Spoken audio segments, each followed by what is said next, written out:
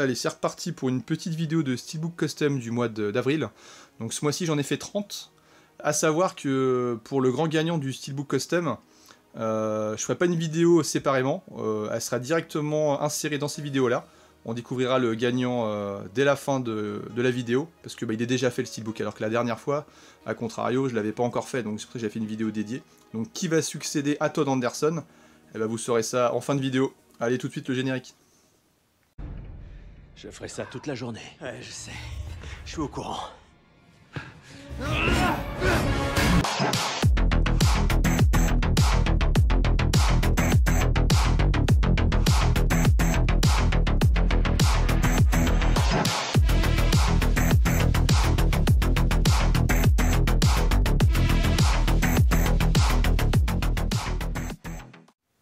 Allez, on est parti pour les 30 steelbooks que j'ai confectionnés sur le mois d'avril.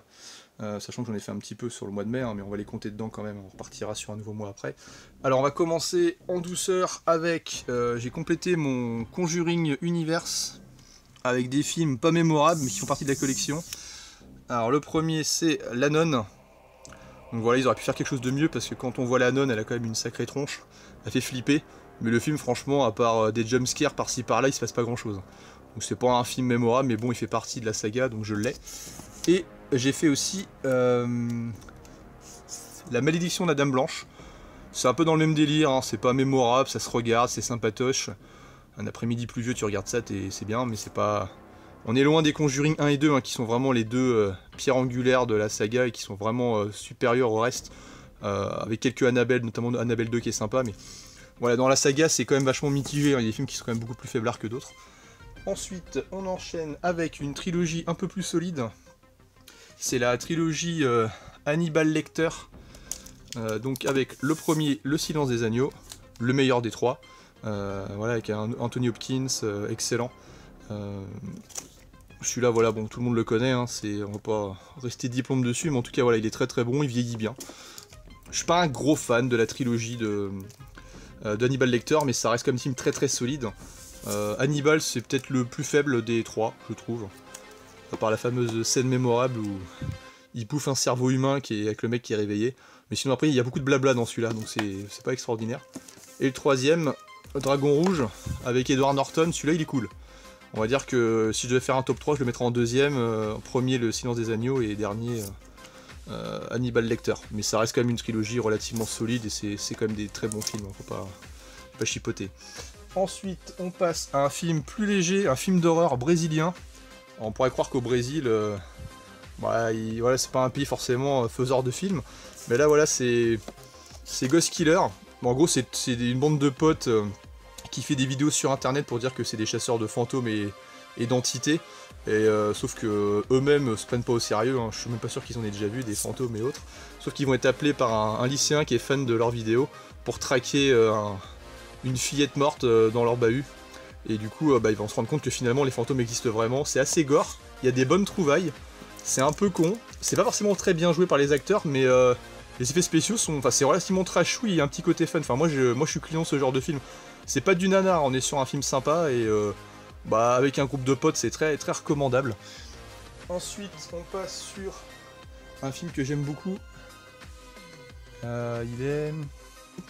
Alors faut que je le trouve comme d'habitude, je mets diplôme. Voilà, alors à la base, Adam Sandler, j'ai du mal, hein. Je me rappelle encore du film Little Nicky, que je trouve complètement nul. Par contre dans Click, j'adore le principe. En fait c'est Adam Sandler, père de famille, tout se passe bien. Et il va tomber sur une télécommande en fait qui va changer sa vie. Ça permet d'accélérer les moments de notre vie qui nous font chier, hein, clairement, comme, je sais pas moi, promener le chien, faire les courses et compagnie. Et du coup, dès qu'il accélère ces moments de la vie là, le problème qu'il y a, c'est que ça reste en mode repeat. Et du coup, ça va accélérer sa vieillesse, il va passer à côté de sa vie, et quand il va se rendre compte qu'il est passé à côté de tout, il va tout perdre, et il va vieillir en accéléré. Et il y a une bonne morale derrière, et c'est un bon Adam Sandler qui en fait pas des caisses, et je le trouve juste bien, quoi. Même très bien. Ensuite, on est sur un petit film badass. Alors, avec Nicolas Cage, qui veut protéger sa copine d'un méchant, et qui va se retrouver dans un cargo d'avion avec des prisonniers hyper violents. Donc super film, hein, Les Ailes de l'Enfer, avec un Anthony Hopkins, John Cusack, et puis il y a aussi Danny Trejo alias Machete. Et franchement c'est un super bon film, hein. C'est bien fun. Et puis voilà, c'est des bons films d'action des années 90, ça j'adore. Ça c'est un très très bon film, un steelbook ça me semblait complètement nécessaire pour ce film là. Ensuite on passe sur un film qui a une hyper bonne idée de base. Dommage qu'il manque de moyens, parce que franchement il y a moyen de faire un très très bon remake s'il y a plus de possibilités, plus de thunes. C'est Idiocratie. En fait Idiocratie ça part d'un concept où en fait on suit dans une base militaire un mec qui est moyen partout. Il est moyen partout, c'est-à-dire qu'en gros il a la moyenne, il est 10 sur 20, il est ni intelligent ni bête, mais c'est le mec moyen. Et du coup ils vont décider de faire une expérience en le cryogénisant pour le réveiller un an plus tard, pour voir au niveau de l'évolution du monde comment ça se passe, sauf qu'il va rester bloqué beaucoup plus longtemps que prévu, et quand il va en ressortir, le monde est parti complètement en sucette, tout le monde est devenu complètement débile, et lui va passer vraiment pour un mec ultra intelligent. En fait, à un moment dans le film, on se rend compte que les gens les plus intelligents, pris par leur boulot, ils se reproduisent plus, et c'est vraiment tous les gens les plus bêtes qui font plein de gosses, et puis les gosses sont de plus en plus bêtes. Et franchement, l'idée de base elle est cool. Et puis en même temps, c'est vrai que les générations, c'est à venir, il y en a certains que ça va, mais d'autres c'est plus compliqué, quoi. Alors, après on est sur un film de vampire que je regardais beaucoup quand j'étais gamin avec ma soeur, Innocent Blood avec Anne Parillo. Un très bon film de vampire où là vraiment son éthique c'est de traquer uniquement les malfrats, les mecs de la pègre, hein. Elle va s'attaquer vraiment à un parrain de la mafia et ça va se retourner un peu contre elle. Et c'est un bon film, c'est un film qui a été pas mal critiqué, qui a pas de bonnes notes, mais franchement il y a une petite touche d'humour, c'est au niveau des scènes de vampires c'est bien foutu, c'est un petit peu gore, il y a un petit passage avec Tom Savini, le mec qui fait les effets spéciaux notamment dans Zombie, film d'horreur que je parle tout le temps que j'adore, qui fait aussi Sex Machine dans Nuit en Enfer, qui a un petit rôle dedans, je pense que c'est lui qui a fait les effets spéciaux du film, un très bon film de John Landis. Alors après on passe sur un petit Peter Jackson quand il était en période que je l'aimais bien, c'est-à-dire période film d'horreur, Meet the Feebles. Je pourrais pas en dire grand chose parce que je l'ai pas encore regardé, mais c'est à la période où il a fait Bad Taste et Braindead que j'adore. Et là du coup c'est basé sur un système un peu de Muppet Show avec des marionnettes complètement tarées qui vont s'entretuer avec des guns et tout, c'est assez gore. Puis les marionnettes sont complètement pétées, enfin c'est... Faut que je le regarde, donc ça va venir, mais pour l'instant je l'ai pas vu pour donner plus mon avis. Ensuite, on passe sur la suite de la collection que j'avais entamée, c'est-à-dire les Halloween. Je l'ai poursuivi. Avec Halloween le 6. Alors, Halloween, les 3 premiers sont cool. À partir du 4, c'est un peu moins bien. Le 5, ça confirme le moins bien du 4. Et le 6, on est un peu dans la même tendance, hein. C'est 4, 5, 6, c'est sympatoche, mais sans plus, hein. Michael Myers revient à chaque fois pour traquer quelqu'un. Il est toujours motivé pour tuer des membres de sa famille. Voilà, ça devient un peu répétitif, le 6. Le 7, par contre, Halloween 20 ans après. Très bon slasher. Lui, il revient un peu aux sources. Et du coup, on revient sur un affrontement contre Jamie Lee Curtis. Et avec son fils Josh Hartnett. Où finalement, dans le deuxième, elle est passée pour morte. Mais du coup, en fait, elle a changé d'identité. Et son frère est au courant. Il va essayer de la retraquer. Et lui, ça relance un peu l'intérêt du personnage. Il est bien sûr. Et du coup, je me suis fait aussi, dans la foulée, le Halloween Résurrection, qui est dispensable, hein. Là, du coup, c'est des personnes qui vont faire une télé-réalité dans la maison où a vécu Michael Myers. Déjà, ils sont complètement cons, parce qu'ils retournent là-dedans, ça sert à rien. Et forcément, lui, il va revenir, il va les buter un par un. Donc, on est dans la télé-réalité, avec un Michael Myers en guest qui essaie de les buter. Donc voilà, ça, c'est les 8 qui font vraiment la saga. Et après, il y a les 2 de Rob Zombie, que je possède pas parce qu'ils font partie des Blu-ray défectueux. Et puis les 2 fameux nouveaux qui font suite directement au premier en éjectant tout le reste de la saga. Alors, ensuite, un autre film d'horreur, on reste dans le gore, avec Beyond Reanimator. Alors je possède Reanimator, hein, c'est un vrai steelbook du premier, c'est un film que j'adore. Il y a La fiancée de Reanimator qui est le deuxième que je possède pas, je l'aime pas trop celui-là, mais je l'achèterai parce que si j'ai le 1 et le 3, le 2 je suis obligé de l'avoir, sinon ça pète la trilogie. Et c'est Beyond Reanimator. Donc Herbert West, le fameux docteur qui se retrouve du coup en prison. Et puis du coup il va, au niveau de l'univers carcéral, il va réveiller des prisonniers morts, donc qui vont se révolter. Il est sympa celui-là, mais on est très très loin. Le premier reste vraiment le top, hein, par rapport aux autres. Les autres n'étaient pas vraiment nécessaires, mais le 3 est sympa. Ensuite, on passe sur un truc beaucoup plus léger, du tout public, avec La planète au trésor. J'ai dû le découvrir, je le connaissais depuis longtemps, mais j'ai dû le voir réellement qu'il y a 2 ans. Et franchement très sympa, la mélange de 2D, 3D, très très joli, très esthétique, la bande son est sympa, et puis ça change des Disney habituels. Enfin, moi je l'aime bien, esthétiquement il est très très bien réalisé. C'est pas il est pas dans le top des Disney, mais c'est un Disney très solide. J'ai fait aussi Le Frère des Ours, ou Frère des Ours, je sais plus, qui est ni plus ni moins, on va dire, que le petit frère des Rois Lions, du Roi Lion. On est un peu dans le même délire, dans l'esprit et dans le message délivré. Et le Frère des Ours, j'adore aussi, hein, il est très très bien celui-là. Et Disney, j'en ai fait 3. Donc j'ai découvert avec ma chérie parce que c'est son Disney préféré. C'est Pocahontas. Franchement, il est très très bon. Mon côté, entre guillemets, j'ai jamais été macho, mais quand j'étais petit, les films où c'était des filles sur les jaquettes héroïnes, j'étais plus attiré par voilà, des personnages balèzes et compagnie. Mais du coup, je regardais moins les trucs avec les princesses et tout ça. Mais bon, là, Pocahontas, c'est loin d'être une princesse, hein, on va dire qu'elle est badass. Et puis derrière, voilà, visuellement, il est très très beau, les chansons sont sympas, et puis c'est un bon Disney. J'ai mis du temps à le voir, mais je l'ai vu et je suis pas déçu, il est très bon.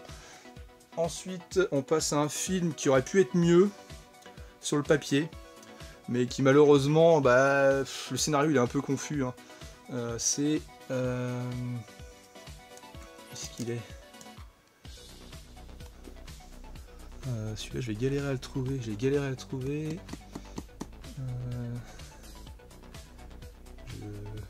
galérer. Il a. Dès qu'il y a des articles devant, des E, des LE, ils sont tous mélangés, c'est dur à les trouver. Donc la Ligue des Gentlemen Extraordinaires. Super casting, il y avait tout pour que ça soit réussi, visuellement c'est beau, la bande-annonce elle envoie. Après le film au niveau du scénario c'est pas forcément bien maîtrisé. Ça reste un honnête divertissement, avec un bon casting, mais voilà, on va retrouver voilà, Dr. Jekyll et Mr. Hyde, Alan Quaterman, l'homme invisible, la femme vampire. Enfin après c'est vraiment sympa, mais ça aurait mérité mieux, c'est con, parce que globalement sur le papier ça s'annonçait vraiment plus solide que ça. Ensuite on passe à un film avec Keanu Reeves, 47 Ronin. Très bon film, hein, un peu dans le délire de 300, hein, mais sauf que là on est en mode samouraï. Et celui-là c'est pareil, hein. J'ai mis du temps à le voir parce que les critiques étaient un peu moyennes. Même si les critiques je m'en fous un petit peu, je regarde un peu ce que je veux, mais je l'ai regardé, voilà. C'était un peu la période, je crois que Keanu Reeves galérait un petit peu, enfin il n'était pas dans sa meilleure période, on était loin des John Wick. Et là du coup c'est un très très bon film, hein. Pareil, divertissant, joli, coloré. Bonne surprise quand je l'avais vu. Ensuite, on passe à un film d'horreur qui, si on l'a pas vu dans son jus d'époque, ça devient compliqué. C'est Basket Case, donc c'est la trilogie, il y en a 3. Donc c'est un mec avec son frère siamois. Ils vont détacher son frère. Le mec principal, il est physiquement normal et son frère siamois, en gros, il a une tête, 2 bras et c'est tout quoi. Il a pas de corps. Et du coup, ils vont le détacher et du coup, il va vivre avec son frangin. Tout le temps avec lui, qui va être dans une sorte de panier. Sauf que son frère, il est jaloux de lui, donc dès que le frère physiquement normal, il ramène des copines et compagnie, lui, avec sa petite tête de pervers, il les regarde puis il les tue. Donc le deuxième, il engendrera des gamins avec une fille qui lui ressemble. Et dans le 3, il y a plein de monstres de partout, aussi dégueulasses les uns que les autres. C'est complètement à l'ancienne, moi j'aime bien, mais c'est des effets spéciaux d'époque avec des maquettes, de la pâte à modeler. C'est pas forcément bien animé. Mais ça reste un petit classique des années 80, enfin moi j'aime beaucoup ce genre de film. Ensuite, un bon Eddie Murphy avant qu'il fasse des professeurs folding et compagnie, et que j'aime pas du tout, L'Enfant sacré du Tibet. Excellent. On est vraiment à la période Eddie Murphy que je préfère avec Flic de Beverly Hills et compagnie. Il y a de l'humour, il y a un petit côté mystique, il doit affronter une sorte de Satan qui veut kidnapper un gamin qui est l'Enfant sacré du Tibet. Et franchement, il est... C'est pareil, c'est un film qui a pas des critiques extraordinaires quand même, hein, mais je comprends pas parce que c'est... c'est pareil, ça respire les années 80-90, c'est vachement bien, c'est un peu vieilli au niveau des effets spéciaux, mais c'est pardonné parce que c'est pas un film de maintenant, et si on l'a vu à l'époque, ça passe toujours aujourd'hui. Ensuite, un petit classique français. C'est un film que tout le monde a vu, hein, si je vous dis... Alors je le cherche, hein, je garde le suspense, si je vous dis Jacouille la fripouille, Les Visiteurs. Bon, ça c'est un classique, hein, qui connaissait pas les répliques, morte couille, ok, et tout ça. Enfin, ça c'est si on en a qu'un à garder, d'ailleurs c'est le premier. Le 2 était déjà nettement en dessous, bien qu'il soit très bon. C'est Muriel Robin que j'avais du mal. Bien que je suis pas fan de Valérie Lemercier dans le premier, mais elle joue bien son rôle, alors que Muriel Robin elle en fait des caisses. Donc le 1 est bien, le 3 j'ai toujours pas vu. Ça fait partie des films un peu comme les Trois Frères, Le Retour et tout ça que j'ai vu mais que j'ai pas mis en priorité. Pourtant les premiers je les adore mais je sais que les suites sont pas terribles. Et puis parlons même pas Les Visiteurs en Amérique qui est une grosse purge qui devrait même pas exister. Ensuite, un petit film d'heroic fantasy comique avec James Franco. Où c'est qu'il est? C'est celui-là. Alors, le titre français, c'est Votre Majesté. Donc, c'est James Franco, le beau gosse de service dans le film. Mais sauf qu'il a un cheveu sur la langue, donc ça casse tout le mythe. Et il a son frangin un peu costaud, un peu dégueulasse. Et ils vont faire une quête pour délivrer leur princesse, jouée par Nathalie Portman. Il va leur arriver plein de trucs à la con. C'est comique, c'est bien réalisé. Et là, pour le coup, il s'est fait détruire parce que je pense que c'est de l'humour trop américain pour les Français. Et du coup, les Français l'ont détruit au niveau des notes. Hein. Il suffit qu'à voir sur Allociné, il se fait détruire. Alors que le film, il est cool, puis visuellement, il est réussi.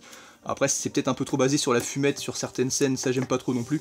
Mais après, il y a plein de bonnes trouvailles et esthétiquement, c'est bien, puis c'est complètement con, quoi. Alors, ensuite, encore un petit classique français. Alors, c'est Les Aventures de Rabbi Jacob. Le seul Louis de Funès que je possède. Alors, j'ai rien contre Louis de Funès, hein, j'aime bien le personnage, y'a aucun souci.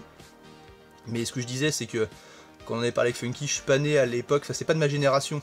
J'ai vu ça quand j'étais gamin, mais c'était à travers mes parents, c'était pas mon choix premier. Regarder les gendarmes, je trouvais ça rigolo. Mais voilà, moi je suis plus époque Splendide, du Splendide. Et en termes d'humour, voilà, tout est basé sur ses expressions faciales et puis ses petites mimiques. J'étais pas forcément touché par ça, par contre les aventures de Rabbi Jacob, j'ai toujours adoré. Donc voilà, je possède qu'un seul Louis de Funès, c'est celui-là. C'est mon préféré, mais je suis pas objectif parce que je les ai pas tous vus. Voilà. Ensuite, on part sur un film de vengeance totale, où faire sa loi soi-même, c'est plus efficace que d'appeler les forces de l'ordre. C'est un justicier dans la ville, donc il y en a 5 avec Charles Bronson, où sa femme va être tuée.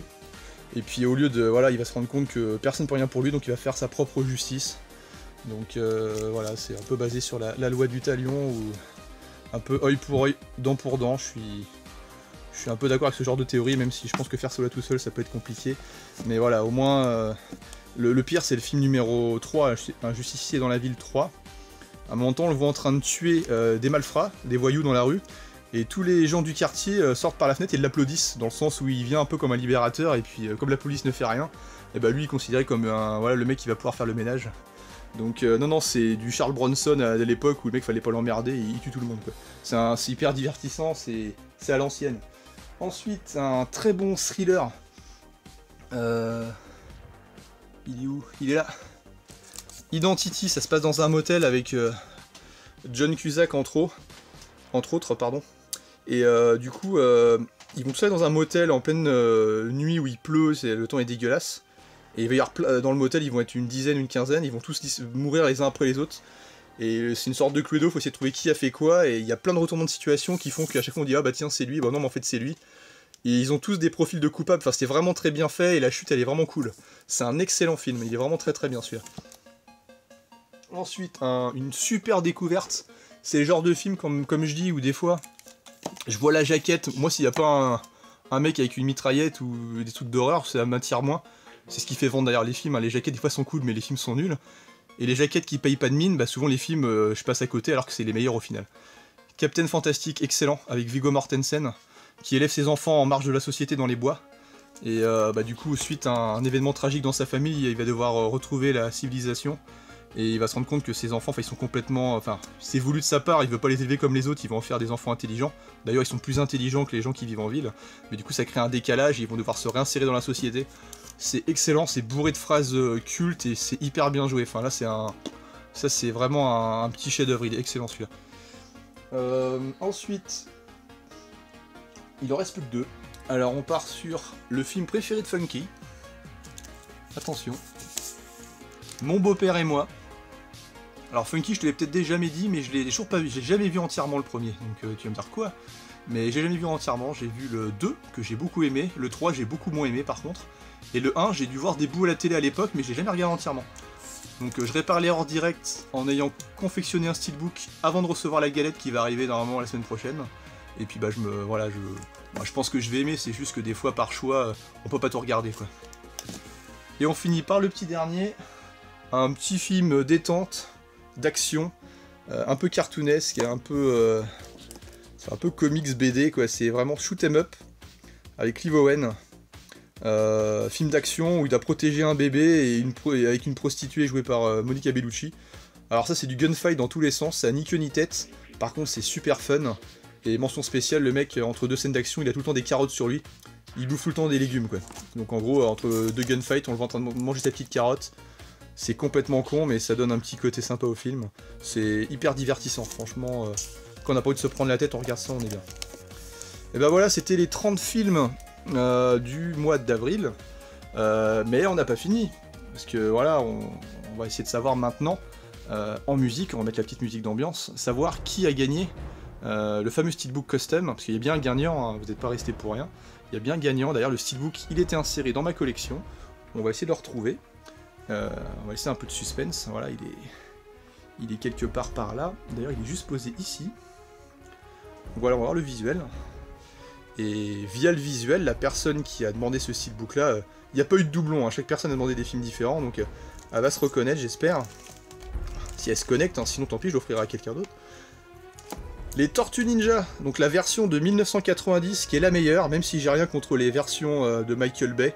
C'est juste que la jeunesse des tortues est maltraitée, mais je trouve que c'est divertissant, mais effectivement si on devait sauver qu'une version, là c'est hyper fidèle à l'animé, c'est excellent, le premier il est énorme. Donc les Tortues Ninja, donc bravo à l'ami Olivier Culture Pop, donc qui succède au premier gagnant du mois dernier qui était Todd Anderson, donc bravo à toi mon pote.